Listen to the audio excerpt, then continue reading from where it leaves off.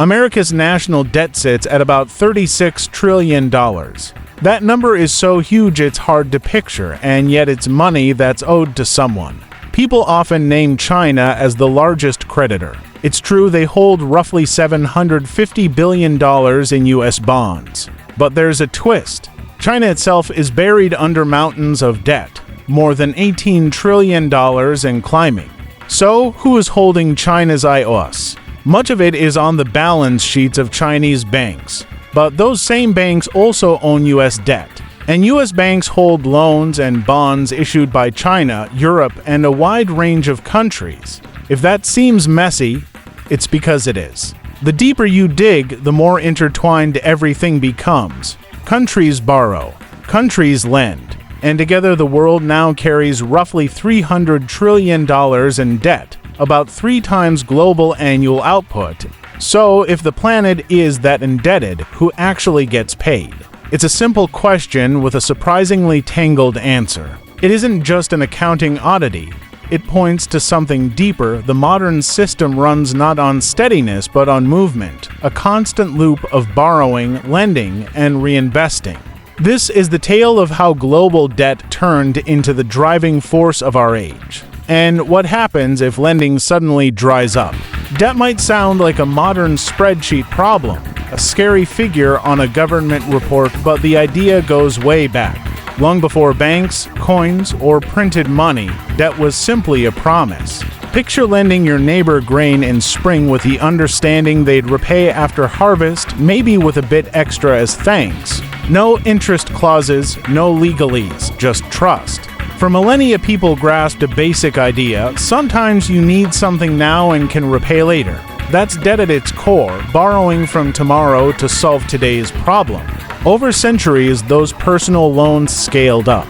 Kings wanted forts, fleets, and armies, projects too big for a single patron.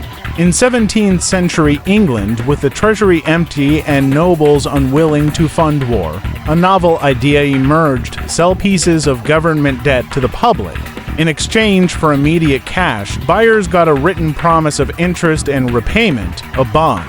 It was straightforward but revolutionary.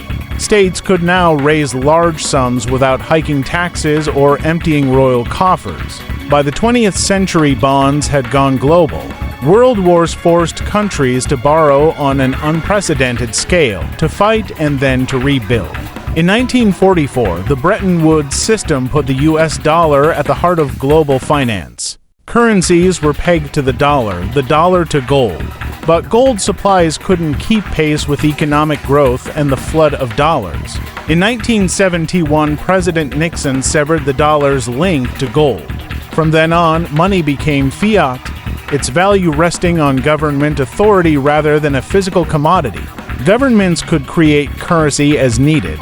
That set the stage for a massive expansion of borrowing. From the 1980s onward, global debt ballooned. Nations discovered borrowing could do more than finance wars. It could spur growth. Loans paid for schools, roads, and stimulus in recessions. Over time, borrowing stopped being a last resort and became routine. Today, debt builds infrastructure, stabilizes economies in crisis, and underpins promises. The result is a global debt mountain, roughly $300 trillion, more than 3 times what the world produces in a year. To visualize it, a stack made of $1 million bills would rise about 100 meters, roughly a 30-story building. $1 billion would reach about 100 kilometers, touching the edge of the atmosphere, and $300 trillion. That could go to the moon and back dozens of times. That's the scale we're talking about. So, where does all that borrowing come from, and who is actually owed? When most people imagine a country's debt, they picture some singular, powerful creditor holding all the IOS. But modern debt doesn't travel along neat straight lines. It flows in circles. Let's look at the United States. You might ask, who could possibly lend the US so much? The surprising truth: roughly 70% of US debt is owed to Americans themselves. In effect, the US borrows from itself. Here's how: governments raise money by issuing bonds, promises to repay with interest, similar to borrowing from a bank. But who buys those bonds? Much of the time it's you, me, and the institutions that hold our savings. Money placed in banks gets put to work.